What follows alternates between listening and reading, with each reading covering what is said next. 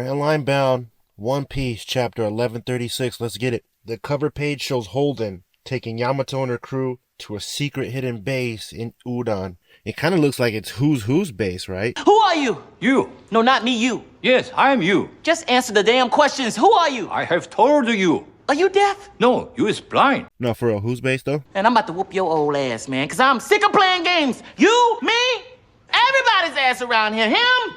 Alright, the chapter starts off by showing Luffy gobble up that meat. Pause. Pause! Talking about dick. Pause! Pause, nigga. Nah, for real though, for real, bro is smacking down that meat. But we see you, Oda, you're not slick. We caught Colin doing the Nika pose, right? It's all good though, baby. But anywho, Ja Rule is telling Luffy that it's rare when humans make it all the way to the Sun Realm. Most of them get to the bottom level and then skedaddle because of the danger that lurks there. Usopp tells these gullible giants that he has defeated a giant that would tower above all these weaklings. Yes, that's right, the mighty Oars was defeated by the god himself. You better believe it. Believe it! So believe it! Then believe it! Believe it! Now, as some giants are admiring Jinbei's beautiful blue skin, Sanji is admiring every female giant that he lays his eyes upon. Even Brook is getting some attention. Rodo tries to apologize to Nami, but everyone's like, "Hey, yo, shut your goofy ass up, bro. We don't want to hear that shit." And Zoro's like, "Shoot, you're lucky Usopp stopped me. I was gonna shove my swords up your ass." And Gurd's like, "Next time, don't hold back. You can do it. You can cut his fucking head off." You can do it! Cut his fucking head off! Rodo says he has the same dream as everybody else that's born on Elbaf, and that's to be the next sun god and rule the world. Now this causes a commotion between the giants.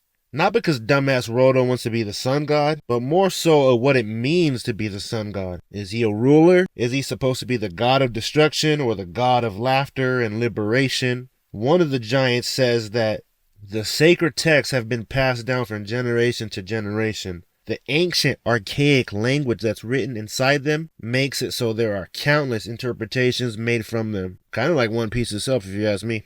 But anywho, we see probably one of my favorite panels that I've ever seen in a long fucking time. We see a panel of what looks like a drawing of their sun god Nika, and he's holding a sword and shield. Who knows what the ancient Nika was to the world? Was he a great savior or a great destroyer? Only two things are certain. One, he brought great change to the world. And two, the rulers of the day will always fear his return. Now, Luffy recognizes the name because Bonnie mentioned it to him. Ja Rule tells him that Nika was adorned by white clouds, white hair, and white clothes. But more importantly, Nika was said to have a contagious, booming laugh. The giant members of the Grand Fleet tell Luffy that Rodo is a piece of shit, but he wasn't lying about every Elbaf warrior idolizing Nika.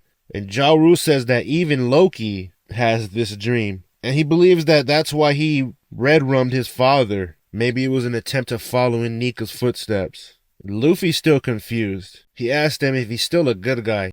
Fuck no, bro. Shit. It turns out that Loki's name, the Accursed Prince, has some validity to it. Turns out that this bastard has some Anakin Skywalker type prophecy attached to him. Now, before Loki was born, it was foretold that King Harnold would be slain by his son. Well, Loki hit the ground running and fulfilling his prophecy, because shortly after his birth, the royal steed, also called the Horse of Fortune, ran out of fortune and passed away. Now, the country of Elbaf must have felt like they got hit with a shitstorm, because that was the same year that Linlin red-rummed the legendary hero, Jorul. A year later, the tragedies kept on coming, because the queen herself passed away. Loki would go on to make the bottom of Elbaf, aka the realm of the dead, his own personal playground. It was said that he eliminated many beasts that lived there, and tamed the rest. They continue to talk shit about Loki, and they bring up the fact that his greatest atrocity was slaughtering his own father, King Harnold, a man that tried to connect Elbaf to the outside world. He tried to change the reputation and traditions of Elbaf, something that I think truly pissed off Elbaf's elders. Ja Rule was stabbed trying to stop Loki. The helmet that he wears is the only reason why he survived that attack. And it seems that 6 years ago, Loki was at sea fucking shit up like he usually does. Well, it turns out that his little stint at sea would be short-lived because Shanks captured his ass. And Luffy's like, bitch, say less. Where's that guy at? Let's go. I'm trying to meet him. Let's go.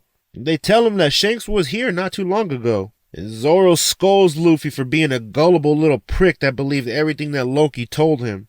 Hey, look, I don't give a shit, bro. I want to see Shanks again to beat that ass. And I'm also going to tell him I'm keeping this Straw Hat now, gang. It's too late now, bro. What is the world going to call me? They call me Straw Hat Luffy, bro. The fuck am I going to do? Give it away? I can't give it away now. I got to beat that ass. I got to beat that ass now. Now, Luffy makes plans to sneak off and go see Loki so he can find out where Shanks is located. So he can go beat that ass, like I just said. Shit. And Nami tells him that she's going to go with him because she doesn't want to have to find his dumb ass later when he gets lost. I mean, after all, it's him and Zoro going together.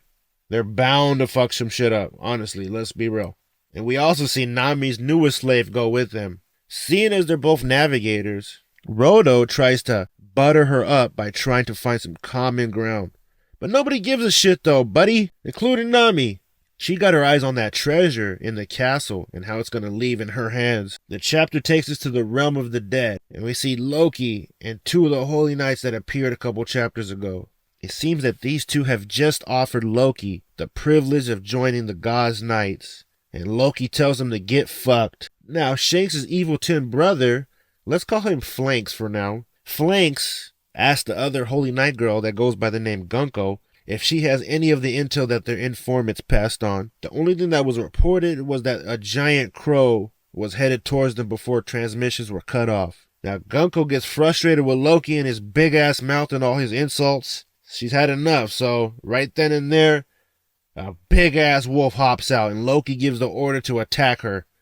Well, the wolf finds out really quickly that this broad is nothing to be played with. She uses her crazy-ass little bondage devil fruit powers to squeeze the living fuck out of the poor dog.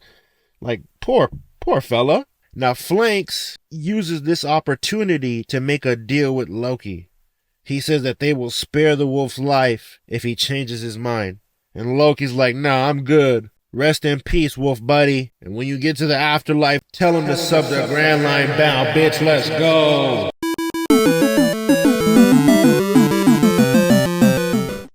My name's Smokey. I don't know how to do a Smokey voice. I love white women and weed. Hey, I'm protected with my peace. I'm selective with the company I keep. I stay tucked like crease. That's why city jocker when I pop it on the scene.